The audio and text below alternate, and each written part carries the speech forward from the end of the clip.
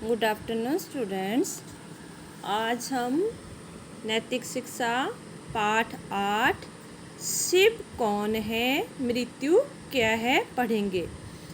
तो जमाना रंग अपना कुछ ना कुछ सब पर चढ़ाता है, मगर कुछ लोग रंग अपना चढ़ाते हैं जमाने पर। अमल से ज़िंदगी बनती तो है, हम सब ही बना लेते। नवजिश जब तक उसकी ना हो कुछ हो नहीं सकता। तो ये जो कहानी है स्वामी दयानंद के बचपन की है। तो उनके मन में ही दो प्रश्न उठे थे, दो जिज्ञासाएं उनके मन में आई थी कि शिव कौन है और मृत्यु क्या है। ये दो प्रश्न उनके मन में आए थे, जिज्ञासाएं जो थी, जानने की इच्छा उनको हुई कि ये दो प्रश्न है क्या। तो इनकी खोज में ही उन्होंने अपना पूरा जीवन लगा दिया। तो बच्चों, पहले भी आपने इस स्वामी दयानंद के बारे में तीसरी कक्षा में पढ़ा था। तो उनका जन्म जो था गुजरात के टंकारा गांव में हुआ था और एक ब्राह्मण परिवार में हुआ था। उनके पिताजी का नाम करसन था और वो परिवार जो था धन धान्य से संपन्न था। जो उसके पिता थे दयानंद जी के, वो शिव भक्त थे। इनके घर फागुन कृष्ण दशमी संवत 1881 विक्रमी 1824 में एक बालक ने जन्म लिया जिसका नाम मूल शंकर रखा गया। तो मूल शंकर दयानंद जी का बचपन का नाम था। किसी को क्या पता था कि ये बालक जो है संसार की जीवन ज्योति प्रदान करे, संसार को जो जीवन ज्योति प्रदान करेगा और पखंडों में जो अंधविश्वासों में पखंडों में जो फंसे हुए लोग हैं उनको ज्ञान का प्रकाश देकर सतमार्ग पे ले आएगा। तो जो उनके पिता थे वो शिव भक्त थे और वे चाहते थे कि उनका पुत्र भी शिव भक्त बने। तो वो बचपन से ही शिव पुराण की कथाएं दयानंद जी को सुनाते थे। जो बालक था मूल शंकर, उनकी बुद्धि जो थी बहुत ही तीव्र थी, वो तेज बुद्धि वाले थे और बाल्यावस्था में ही उन्होंने अनेक पुराणों की कथाएं याद कर ली थी। साथ ही 10 वर्ष की अवस्था में उन्होंने संस्कृत के छोटे बड़े जो थे ग्रंथ याद कर लिए थे, पढ़ लिए थे और शिव भक्ति पर ही उनके घर का वातावरण था। वे प्रतिदिन मंदिर जाते और पूजा अर्चना करते थे, ओम नमो शिवाय का मंत्र का जाप करते। और एक बार क्या हुआ कि उनके एक छोटी सी घटना उनके जीवन में हुई और उनके जीवन में नया एक मोड़ आ गया। तो शिवरात्रि का क्या था अवसर था, सबने श्रद्धा भाव से व्रत रखा और पिता ने मूल शंकर को भी व्रत रखने के लिए कहा। तो उन्होंने भी व्रत रखा कि इससे सारे देवी देवताएं जो हैं प्रसन्न होंगे और वे सारे संसार के स्वामी हैं, तुम्हें भी पुण्य मिलेगा और तुम्हें शिव के दर्शन भी होंगे। तो ऐसा सुनकर जो मूल शंकर थे उन्होंने बड़ी ही श्रद्धा से व्रत रखा, सारा दिन कुछ नहीं खाया। सायंकाल हुए तो पिता के साथ मंदिर में जाकर शिव पूजन किया। उन्होंने सारी रात जाकर शिव की पूजा करने का निश्चय किया। तो उसमें मूल शंकर की जो आयु थी वो केवल 11 वर्ष की थी। दिन भर निराहार बिना खाए पिए रहा वो। तो उन्होंने शिव पुराण की कथा सुनी, व्रत रखा, शिव स्तोत्र का पाठ किया। उसके हृदय में भक्ति के अथाह समुद्र जो थे लोरे ले रहा था, मतलब उनके अंदर बहुत सी भक्ति थी कि आज मुझे शिव के दर्शन हो जाएंगे। तो पिता के समान उन्होंने भी पूजा की सामग्री अर्पित करते हुए शिव पूजन किया।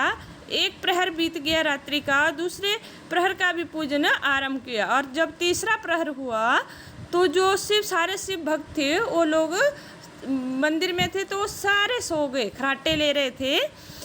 तो मंदिर में इतना सन्नाटा था कि मूल शंकर की जो सच्ची श्रद्धा थी वो उसी से वो जाग रहा था। उसे भय था कि कहीं सो जाने के कारण मेरा जो व्रत है भंग ना हो जाए और इस व्रत के पुण्य से मैं वंचित हो जाऊंगा। तो उसने उसी समय एक अद्भुत घटना देखी कि जब इस बालक ने देखा कि एक चूहा जो था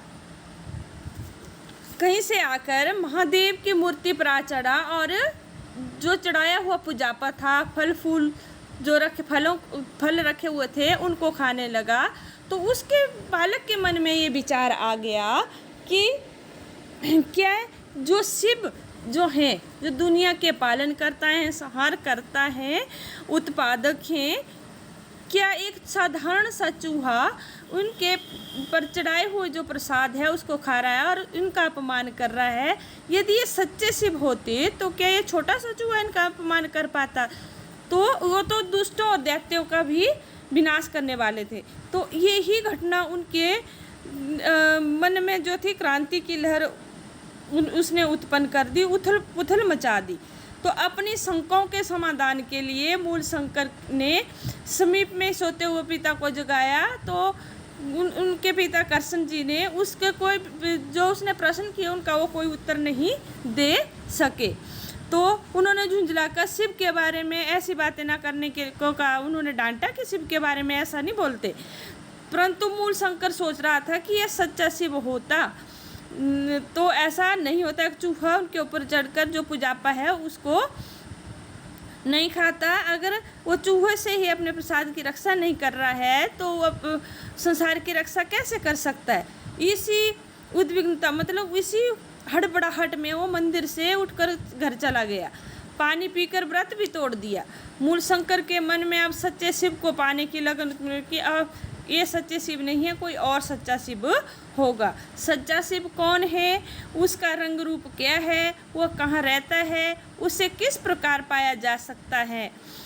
तो इन विचारों ने मूलशंकर को संसार की चहल पहल से उदासीन बना दिया। मतलब संसार की जो चहल पहल थी उससे वो दूर हो गया। बस इन्हीं प्रश्नों के बारे में वो सोचता रहा। अब उसका जो मन था इस घटना के बाद पढ़ाई लिखाई में भी नहीं लग रहा था। तो लगभग 2 बरस के बाद एक रात मूलशंकर अपने संबंधियों के साथ किसी मित्र के घर खेल तमाशा देखने गया हुआ था। तो वह उसे पता चला कि उसकी बहन जो है उसको हैजा हो गया है। वह तुरंत घर लौटा। जो वैद्य होते थे, डॉक्टर मतलब पहले वैद्य होते थे, तो उनकी बहन को बचाने के लिए उन्होंने पूरा जोर लगाया, परंतु वह बच ना सकी। मूलशंकर ने अपनी आंखों से अपने जीवन में यह पहली मृत्यु देखी और वो हैजा के कारण वो क्या हो गई, वो मर गई बेचारी। तो उसने पहली मृत्यु देखी। जिस बहन को वो 2-4 घंटे पहले ही हंसता खेलता छोड़कर गया था, अब वो इस संसार से चली गई थी। सब ने रोना पीटना शुरू कर दिया, परंतु जो मूलशंकर थे वो एक दीवार के साथ खड़े होकर चुपचाप मृत्यु के बारे में ही सोचते रहे। कुछ समय बाद बीता और फिर एक दिन उनके चाचा भी परलोक सिधार गए। मरने से पहले उन्होंने मूलशंकर को बड़ा प्यार दिया था। उसके मरने पर मूलशंकर भी फूट फूट कर रोया। मतलब पहले तो बहन गई, फिर उसके चाचा की भी मृत्यु हो गई। बहन की मृत्यु का पहला धक्का था और चाचा की मृत्यु ने उसे दूसरा धक्का लगा दिया। वो सोचने लगा ये सब क्या है? क्या सभी को एक दिन मरना है? क्या मैं भी एक दिन ऐसे ही मर जाऊंगा? आखिर मृत्यु क्या है? क्या मनुष्य इससे मुक्त नहीं हो सकता? तो जो मूलशंकर है को वैराग्य होने लगा। मतलब संसार से वो मतलब कटा कटा रहने लगा। संसार की किसी भी चीज़ में उसका मन नहीं लग रहा था। वह घर बार छोड़कर सच्चे शिव को खोजने और मृत्यु का हल ढूंढने के लिए घर से निकल गया। मूलशंकर ही बाद में स्वामी दयानंद के नाम से प्रसिद्ध हुए। तो बच्चों, ये पाठ मैंने आपको एक कहानी के रूप में ही बताया। आपने इस पाठ को 1 या 2 बार अपने आप पढ़ना है और फिर इसको समझना है। और इसके प्रश्न उत्तर जो हैं मैं आपको लिखित रूप में भेज दूंगी। सभी ने अपनी उत्तर पुस्तिकाएं पर जो 1 से 8 लेसन तक मैंने प्रश्न दिए हैं वो सारे आपने लिखने हैं। सबकी नोटबुक जो है वो तैयार होनी चाहिए। So thank you.